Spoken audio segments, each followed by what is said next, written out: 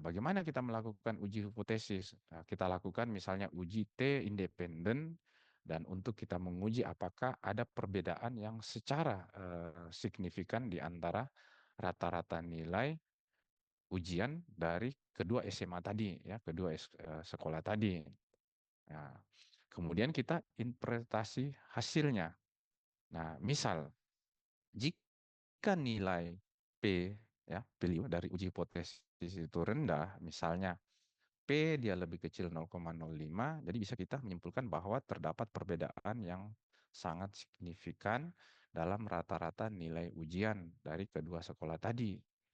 Nah, kemudian kita simpulkan, nah, bahwa dengan pernyataan bahwa terdapat perbedaan yang sangat signifikan dalam performa, misalnya ada mata pelajaran matematika, ya, matematika terhadap matematika siswa terhadap kedua sekolah tadi yang perlu kita pertimbangkan oleh artinya perlu kita laporkan untuk kita membuat kesimpulan, nanti dipertimbangkan, kita sajikan, dipertimbangkan oleh pihak kepala sekolah.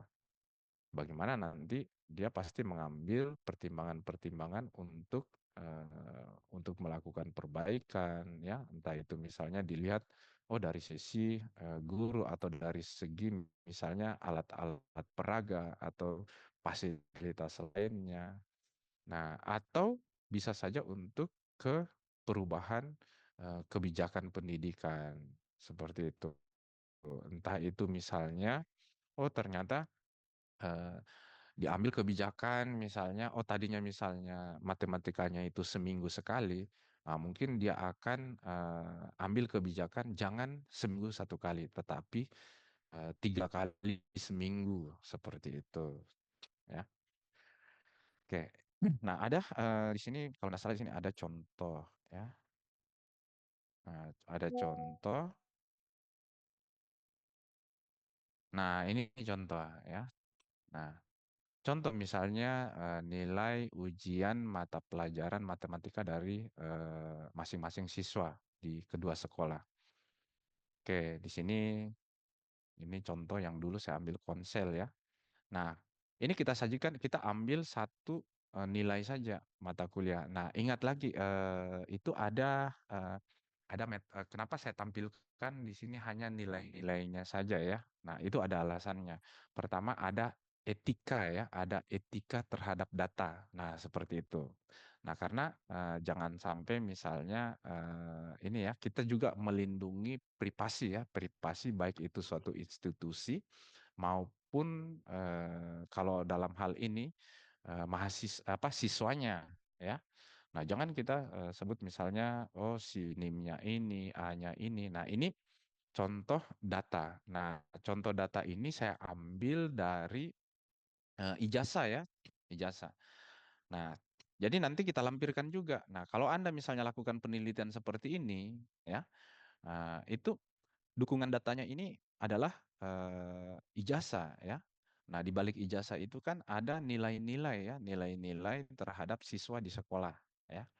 Nah, jadi kita kumpulkan, kita ambil saja satu pelajaran, ya, satu pelajaran ujian matematika yang berdasarkan, tapi tidak tahu kalau sekarang kalau masih ada ujian nasional, ya. Nah, jadi misalnya ini contoh kita ambil, ini pasti satu data satu siswa di sini. Nah, contoh datanya ini kita buat satu sekolah, ya. Kebetulan di sini saya kasih nama sekolahnya SMA 1 Konsel misalnya. Ini misal saja, ya. Nah, dengan data eh, nilai ujian matematika terhadap siswanya itu seperti ini, ya. Nah, nilai ujiannya. Kemudian yang berikutnya lagi ini ada siswa sekolah yang satu, ya, SMA 2 Konawe. Nah, ini ambil juga contoh data di sini. Nah, contoh data ini dia tidak langsung jadi seperti ini, ya.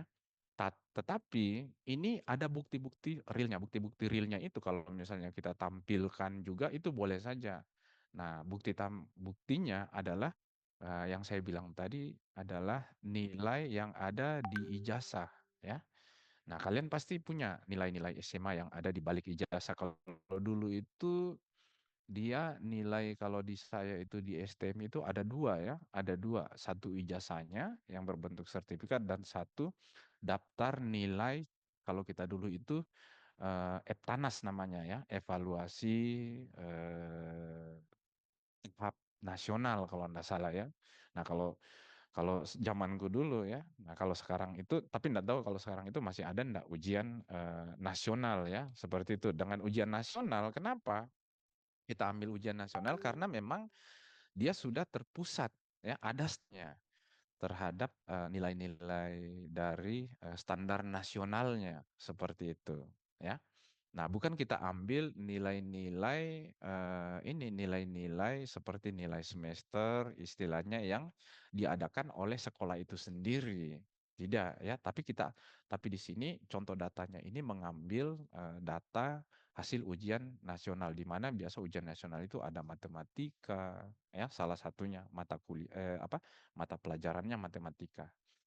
Nah, data ini ya, ini hasil pengacakan simulasi dengan rentang nilai 50 hingga 100 sehingga bisa dilakukan untuk menganalisis statistik ya. Nah, jadi ini hanya contoh penyajian data saja lagi ya. Nah, tetapi pada saat misalnya kita mau membuktikan ada pengumpulan datanya itu bisa kita melalui ambil foto-foto, kita foto misalnya ya, kita foto dari ijazah-ijazah ya nilai yang ada daftar nilainya. Nah, itu bisa kita jadikan bukti kita punya data. Tapi pada saat kita menampilkan dari data yang kita foto itu, jangan lupa ada juga yang istilahnya membahas tentang etik ya, etik data ya. Artinya etik data itu pada saat kita menyajikan datanya. Nah, jangan sampai misalnya kita foto ya kebetulan kalau ini sih ya hanya nilai saja, tetapi kita harus sensor itu NIM-nya kemudian namanya. Nah, di sini juga ini harusnya kita sensor di sini bukan kita menyebutkan dia nama SMA-nya ya. Seandainya misalnya betul-betul real kita lakukan ya. Nah, kalau di sini ini kebetulan saya ambil data ini itu berdasarkan memang data yang dikumpulkan pada saat misalnya untuk masuk ke perguruan tinggi itu ada ya. Pada saat misalnya kita mengupload data ya, nanti ada nilai-nilai SMA itu yang dilampirkan. Nah, ini salah satu contoh. Tapi pada saat nanti Anda yang secara realnya, nah jangankan misalnya nama sekolahnya ya, nama siswanya saja itu kita harus istilahnya melindungi privasinya. Nah, sama juga kayak seperti di kesehatan kan tidak mungkin kita mau menyebutkan misalnya oh si ini. Nah, ini juga bisa kita kasih misalnya SMA X seperti itu. Kemudian ini adalah SMA Y ya. Ini contoh ya. Itu yang perlu diperhatikan adalah ada juga nanti tentang etik data ya, etik data. Bagaimana kita menyajikan dari data itu atau bagaimana data itu kita sudah kumpulkan. Nah, contohnya pada saat nanti dia membentuk seperti ini ya. Nah, ini contoh masalahnya sudah kita sajikan ya, kita sajikan. Nah, kita lihat distribusi nilai ujian matematika ya. Nah, ini kita misalnya kasih saja X, kemudian di sini kita kasih Y.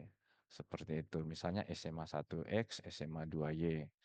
Nah, sehingga dilihat dari bentuk penyajiannya saya ambil kebetulan grafik bentuk batang ya di sini. Nah, kemudian kalau dilihat berdasarkan dari hasil analisis nilai ujian ya dari kedua sekolah tadi ya antara SMA 1X dan SMA 2Y ya distribusi nilai dari grafik histogram di sini sudah dibuat dengan menunjukkan distribusi dari kedua sekolah tadi bisa kita lihat tumpang tindih dengan sedikit variasi di dalam bentuknya. Nah, kemudian pengukuran data terpusat, saya bilang tadi, terpusat berarti kita ambil misalnya standarisasi nasional ya. Ya, berarti bukan kita ambil nilai-nilai semester atau dulu itu nilai misalnya kalau di zaman saya itu catur bulan 1, 2, dan 3 ya. Tapi kalau sekarang kan SMP, SMA itu kan sudah istilahnya pakai istilah semester seperti itu. Nah, ini pengukuran datanya, misalnya dia terpusat nasional. Makanya saya ambil adalah nilai hasil ujian nasional. Seperti itu. Karena kalau nasional, semua berlaku untuk sekolah-sekolah. Kalau misalnya kita ambil ya, semua sekolah-sekolah yang ada. Oke, jadi ini sekitar 1 menit lebih lagi nanti dia akan off ya. Jadi silakan nanti join kembali. Nah, pengukuran datanya misalnya ada rata-rata. Nah, misalnya sekolah yang X tadi itu sekolah yang X tadi, sekolah yang satu tadi, ya. Nah, SMA 1X tadi itu 74,1, ya. Kemudian yang SMA 2Y itu 71,37. Ini untuk rata-ratanya ya. Kemudian untuk mediannya di situ ada ditampilkan yang sekolah X ini 7,0, kemudian yang Y ini 69,5. Kemudian pengukuran variabilitas datanya, standar deviasinya, dia untuk yang sekolah X ini ya 13,41, kemudian yang sekolah Y ini ya dia 12,20 ya. Nah, kemudian untuk uji hipotesisnya dari nilai T statistik itu